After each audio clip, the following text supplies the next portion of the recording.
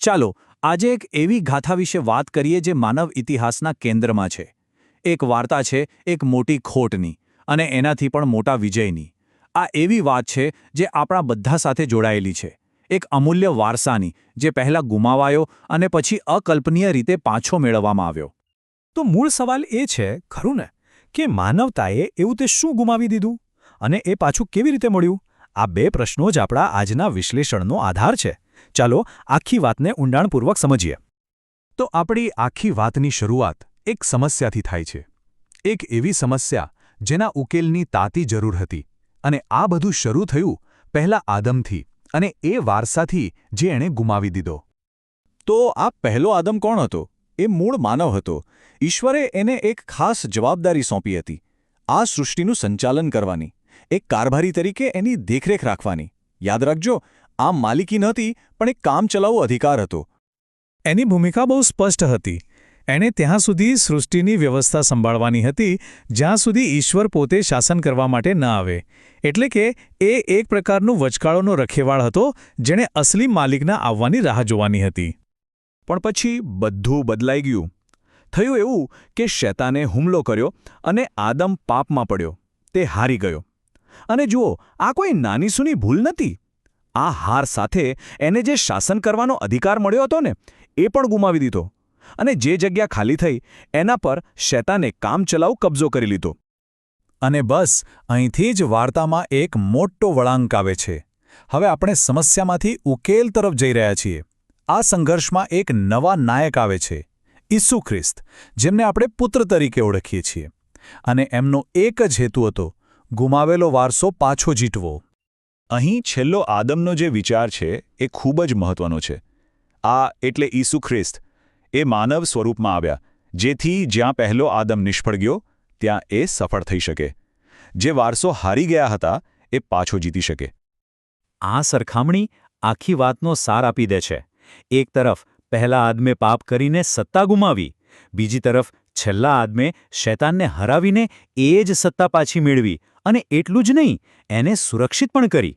ખરેખર એકની નિષ્ફળતા બીજાના વિજય માટેનો મંચ બની. તો સવાલ એ છે કે આ વિજય મળ્યો કેવી રીતે? એનો પહેલો તબક્કો હતો એક ખરીદી. શાસ્ત્ર કહે છે કે આપણને એક કિંમત ચૂકવીને ખરીદવામાં આવ્યા છે. અને આ કોઈ સામાન્ય સોદો નહોતો.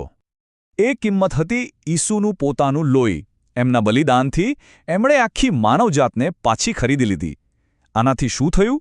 માનવ શરીર હવે માત્ર માટીનું પૂતળું ના રહ્યું, પણ પવિત્ર આત્માનું ઘર બની ગયું. આ રીતે એ જમીન એટલે કે આપણું પોતાનું અસ્તિત્વ પાછું મેળવાયું. પણ વિજય ખાલી સત્તા પાછી મેળવવા પૂરતો નહોતો. ના, એનાથી પણ કંઈક વધારે હતું. એનો હેતુ હતો ઈશ્વરનો પ્રેમ અને એમના માર્ગો કેટલા સાચા અને ન્યાયી છે એ સાબિત કરવાનો. આ શ્લોક આખી વાતને કેટલી સરસ રીતે સમજાવે છે. ઈશ્વરનો પ્રેમ એ રીતે સાબિત થયો કે જ્યારે આપણે પાપની સ્થિતિમાં હતા, એમનાથી દૂર હતા, ત્યારે પણ ખ્રિસ્તે આપણા માટે પોતાનો જીવ આપ્યો. આનાથી મોટો પ્રેમનો પુરાવો શું હોઈ શકે? સારું, આનાથી મનમાં એક સવાલ ચોક્કસ આવે. જો જીત મળી જ ગઈ હતી તો પછી દુશ્મનનું તરત જ હિસાબ કેમ ન કરી દેવાયો? અંતિમ ન્યાયમાં આટલો વિલંબ શા માટે?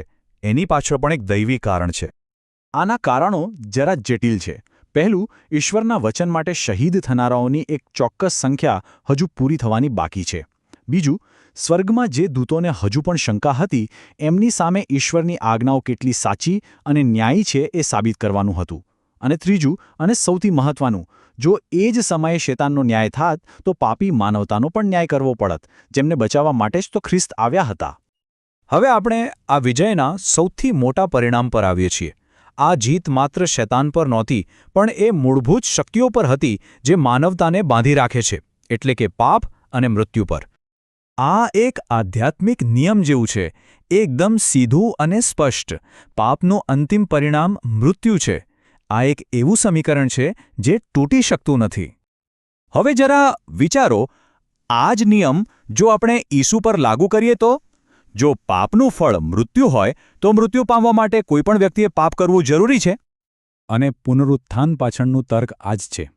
ઈસુ તો સંપૂર્ણપણે પાપરહિત હતા, બરાબર?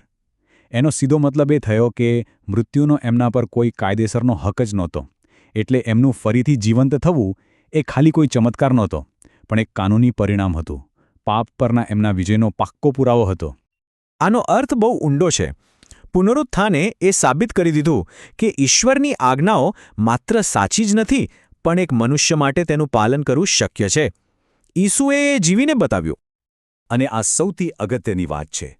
આ વિજય માત્ર ઈસુનો પોતાનો નહોતો.